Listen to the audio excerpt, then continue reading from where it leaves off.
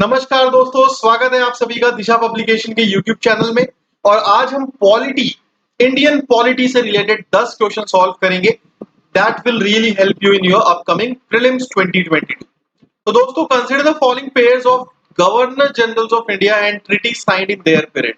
ठीक है, तो बेसिकली आप यहाँ पे देख सकते हैं वॉरेन हेस्टिंग्स, उनके सामने लिखा हुआ है ट्रीटी ऑफ साल्बाय। देन है Lord Cornwallis, treaty of Bassein, and Lord Wellesley, treaty of Seringapatam. ठीक है, तो आपको बताना है इनमें से कौन सा गवर्नर जनरल और उसके सामने दी गई ट्रीटी सही है। ठीक है, तो हेस्टिंग्स के टाइम ट्रीटी ऑफ साल्बाय बिल्कुल सही है। बसीन वाली जो ट्रीटी थी वो वेलेज़ली के समय की थी और सेरिंगपटम कॉर्नवालिस के समय। सो करेक्ट आंसर इसका ओनली वन होगा। ठीक है, so in the period of Warren Hastings treaty of Salbai was signed. It brought the first Anglo Maratha war to an end. ठीक है, देन उसके बाद the treaty of Bassein, it was signed in the period of Wellesley 1798 से 1805। And then उसके बाद सेरिंगपटम 1792। तो ये sign हुआ था कॉर्नवालिस के समय, जिनका समय था 1786 से 93 का। ठीक है, ये चीज आपको ध्यान रखनी है। Question number 2, consider the following statements regarding bills under article 3 of the constitution. A bill giving effect to change the name of any state shall only be introduced in the Rajya Sabha। दोस्तों, ऐसा कोई भी bill जो किसी state का नाम change करने से रिलेटेड हो वो सिर्फ राज्यसभा में इंट्रोड्यूस होगा, ऐसा नहीं है। वो पार्लियामेंट के किसी भी हाउस में इंट्रोड्यूस हो सकता है। ठीक है, पहला स्टेटमेंट गलत है। प्रेसिडेंट की प्रायर रिकमेंडेशन रिक्वायर्ड है ऐसे बिल को इंट्रोड्यूस करने के लिए। ये स्टेटमेंट यहाँ पे पूरी तरीके से करेक्ट है। जब भी आप ऐसा कोई बिल लेके आओगे जिसमें किसी स्टेट का नाम चेंज करने की बात होगी तो राष्ट्रपति की प्रायर परमिशन जरूरी है। The Parliament is bound to act on the views expressed on the bill by the state. देखो क्या होता है कि प्रेसिडेंट जब भी सेंट्रल गवर्नमेंट का ऐसा कोई मकसद होता है ना, तो उस पर्टिकुलर बेसिकली सेंटर के उस पर्टिकुलर आप कह सकते हो कि सेंटर की जो मंशा है, सेंटर की जो इच्छा है, उसको वो स्टेट के सामने रखते हैं। अब स्टेट की जो भी राय होती है जरूरी नहीं है कि उसको प्रेसिडेंट या पार्लियामेंट माने, तो बाइंडिंग नहीं होती है वो स्टेट का जो भी व्यू पॉइंट है। तो थर्ड स्टेटमेंट फॉल्स होगा। सही जवाब होगा इसका बी, दैट इज ओनली। ठीक है, so article 3 of the constitution empowers the parliament to create new states and alter the areas, boundaries or names of existing states by making suitable law. Question number 3, with reference to the loss of Indian citizenship, आपके सामने तीन statements हैं. The Constitution lays down three ways in which Indian citizenship can be lost: renunciation, termination and depreciation. तो दोस्तों तीन तरीके हैं जिससे किसी भी नागरिक की भारत की नागरिकता जा सकती है।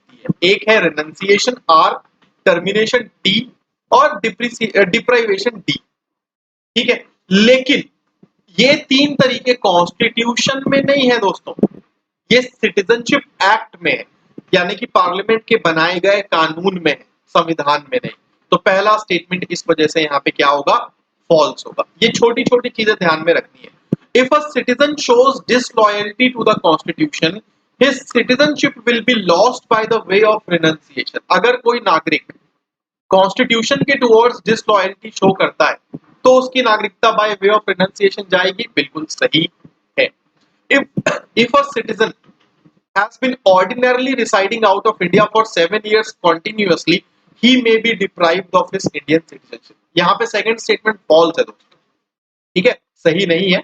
अगर आप कॉन्स्टिट्यूशन के टुवर्ड्स डिसलॉयल्टी दिखाते हो तो आपकी नागरिकता जाएगी, लेकिन not by the way of renunciation but by the way of deprivation. ठीक है, और थर्ड स्टेटमेंट सही है। ठीक है, सो करेक्ट आंसर होगा इसका। तो ये चीज आप ध्यान रखिएगा कि भारत के कॉन्स्टिट्यूशन के टुवर्ड्स डिसलॉयल्टी दिखाना, टर्मिनेशन, डिप्राइवेशन, इन माध्यम से आपकी नागरिकता छीनी जा सकती है। Question number 4, regarding chairman of the legislative council in states. ठीक है, इंडिया के कितने स्टेट्स में लेजिस्लेटिव काउंसिल्स हैं, कमेंट्स में मुझे फटाफट से आप बताइए। The chairman is nominated by the governor of the state. He holds office under the pleasure of the governor. The salaries and allowances are charged upon the consolidated fund of the state. तो दोस्तों council का, legislative council का जो chairman है उसकी salary allowance राज्य के consolidated fund में चार्ज अपॉन होती है, बिल्कुल करेक्ट है ये। लेकिन वो जो चेयरमैन है ना, गवर्नर उसे कोई नॉमिनेट नहीं करते, वो बंदा इलेक्ट होता है, ठीक है, अपॉइंट गवर्नर करते हैं। ही holds office under the pleasure of the governor, ये स्टेटमेंट भी गलत है। लेजिस्लेटिव काउंसिल का chairman pleasure of the governor office hold नहीं करता। सो करेक्ट आंसर इस क्वेश्चन का होगा B, that is only 3।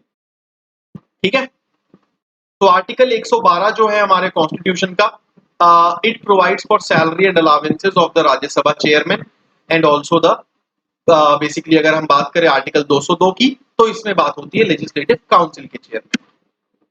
Question number 5, consider the following with reference to reorganization of states on linguistic basis in India.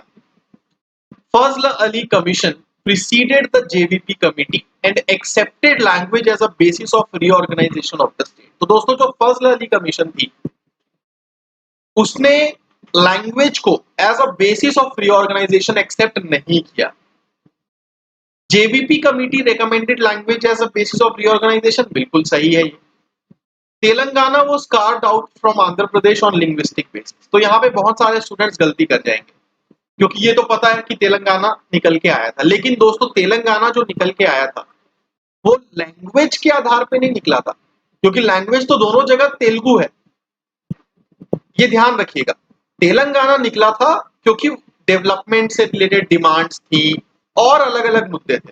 ठीक है, सो correct answer होगा इस question का A, that is only two. Telangana became the 29th state of India. ठीक है, Hyderabad capital है, आपको पता ही। तो ये आप चीज ध्यान में रखिए। ठीक है, तो ये जितनी भी कमिटीज है ना, इन कमिटीज के बारे में आप ध्यान से पढ़िए, और आपको ध्यान होना चाहिए कि भैया कौन सी कमिटी ने एक्सेप्ट किया था, कौन सी कमिटी ने क्या किया था, कौन सी कमिटी पहले बनी थी, कौन सी बाद में। Question number 6, consider the following with respect to parliamentary privileges. They are available only to the members of parliament. दोस्तों पार्लियामेंट्री प्रिविलेजेस अटॉर्नी जनरल को भी प्राप्त है। अब attorney general member of parliament है क्या? नहीं है, तो इसलिए आपका पहला स्टेटमेंट हो गया false. Courts are prohibited to inquire into the proceedings of a house और इट्स कमिटीज, ये बिल्कुल सही है। Member of Parliament can refuse to give evidence and appear as a witness in a case pending in a court when Parliament is in session. Once again ये statement भी सही। ठीक है, सो करेक्ट आंसर होगा इस क्वेश्चन का सी, यानी कि 2 and. So under article 122 courts are prohibited to inquire into the proceedings of a house और इट्स कमिटीज। ये पार्लियामेंट के मेंबर्स का सामूहिक collective privilege. Question number 7, which of the following disqualification cases of members of parliament is or are decided by the presiding officer of the house? Disqualification for holding the office of profit, disqualification on grounds of defection. तो defection के case में तो presiding officer decide करता है, लेकिन office of profit के case में governor या प्रेसिडेंट। सो करेक्ट आंसर इसका होगा only two, that is B. Any question regarding disqualification arising out of defection is to be decided by the presiding officer of the house. ठीक है, but in case of office of profit, it is the president or the governor. 3 statements हैं। Some members of the legislative assemblies in Sikkim and Nagaland are elected indirectly. बिल्कुल correct है। ठीक है, सिक्किम और नागालैंड की जो विधानसभा है उसके कुछ सदस्य इनडायरेक्टली इलेक्ट होते हैं। The maximum and minimum number of directly elected members in state legislative assembly is 650।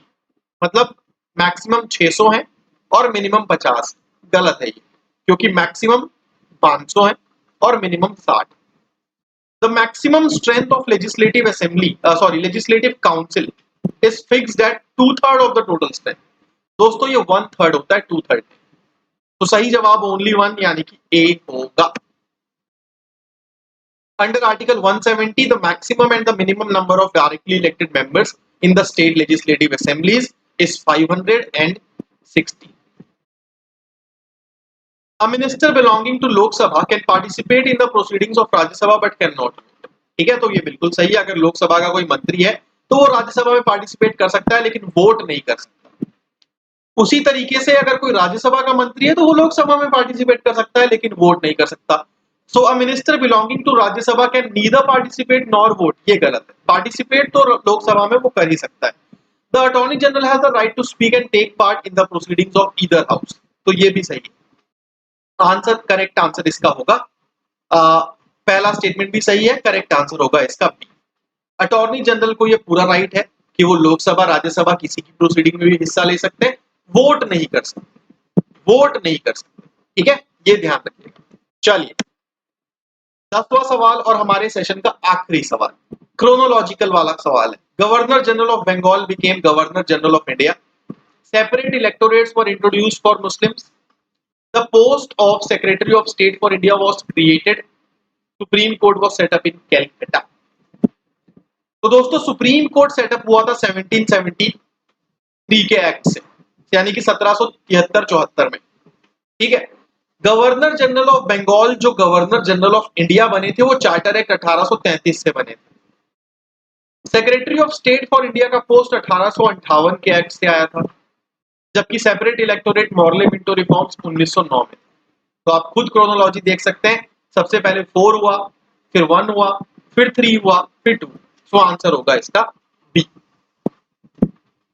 तो उम्मीद करता हूं कि आज के इस वीडियो में भी आपको काफी कुछ सीखने को जरूर मिला होगा। और अगर आपको किसी भी क्वेश्चन में कोई भी डाउट है, कोई भी चीज अगर आपको ऐसा लगता है कि सर समझ में नहीं आ रही है, या मेरे एक्सप्लेन करने के तरीके से आपको कुछ लग रहा हो कि सर आपने अच्छे से एक्सप्लेन नहीं किया, किसी भी तरीके का कोई भी अगर इशू है, कमेंट्स में बताइए दोस्तों, ठीक है। अगले वीडियो में आपके सारे डाउट्स को, सारी समस्याओं को हल करेंगे। तो धन्यवाद, मिलता हूं आप सभी से बहुत जल्द अगले वीडियो में।